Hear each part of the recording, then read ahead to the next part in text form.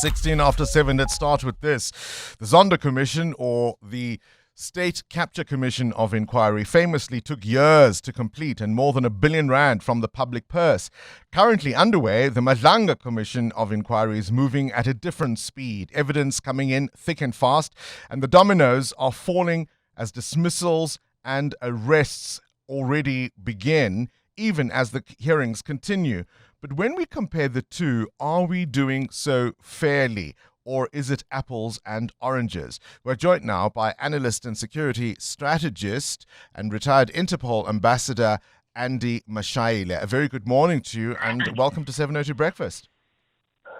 Bongani, we haven't spoken in a long while. Good morning to you. And all the time I listen to your show, you remind me of one lovely brother who used to work there, XG.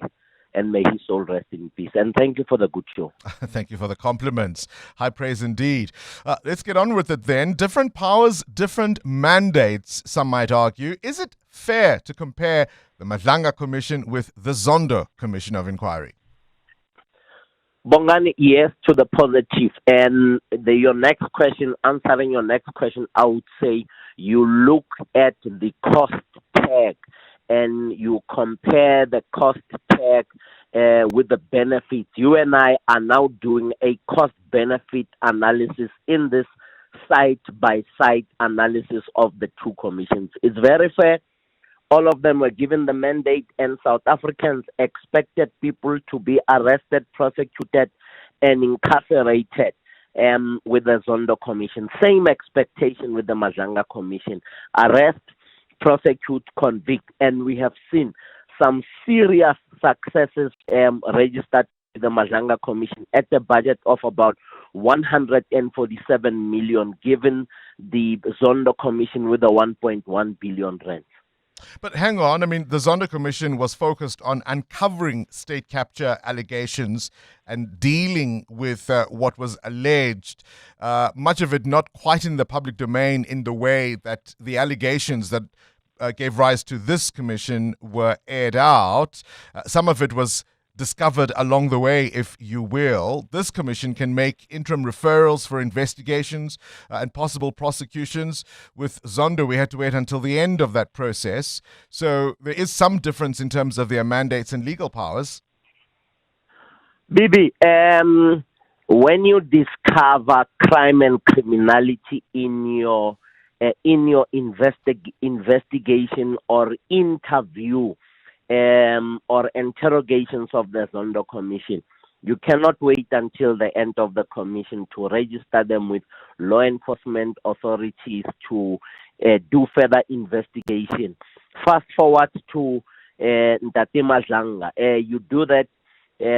You refer and a special investigations task team was established and successes were registered as they used that language in the corridors of the SAPS and people were arrested. Now, the rider here, Bongs, becomes in the Zondo Commission. You had not really configured it to yield the results that I am praising the Madlanga Commission for. Yes. If you had configured it that way, the analysis would have been fair to Ntate Zondo. Now, the analysis are not fair based on what I said earlier on, your cost-benefit analysis. You would not have configured it in that way and spend 1.1 bar compared to the 147 meters. Does that then mean that in some senses this commission has benefited from the lessons learnt during the State Capture Commission? And I suppose some credit might go to the president in terms of the parameters of this commission and its terms of reference. And ultimately, does that mean then we have now produced some kind of working template for how these commissions should proceed? Or will that depend on the nature of the issues being investigated? Bibi, let's give praise to Ntate Ramaphosa. Let us also go and agree between you and I, go and agree or in an agreement that says there was an enhancement of the system. and there was systemic, proper configuration or reconfiguration, for the want of a better word, in a way and manner that says this commission's terms of reference compared to the Zondo Commission's terms of reference were designed to ensure that the allegations of Ntate General Ntate Mkhwanazi were quickly or fast or expeditiously investigated, so that you don't have the cloud of negative reputation, zero integrity in the criminal justice system. When you look at Ntate Zondo had to take time to do some serious investigation. There was no threat to the criminal justice system, as we see in the last week's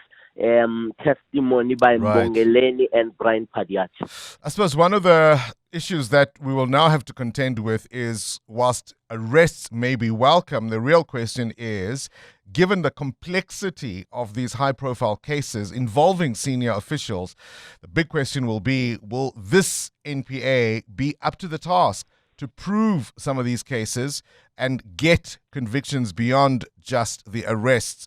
Or is there a risk that some might actually collapse? I appreciate your time, Andy Mashaile, there, security strategist and retired and Interpol ambassador. Current events, developing stories, tough questions. Your voice making a difference. This is Breakfast with Bongani Bingwa.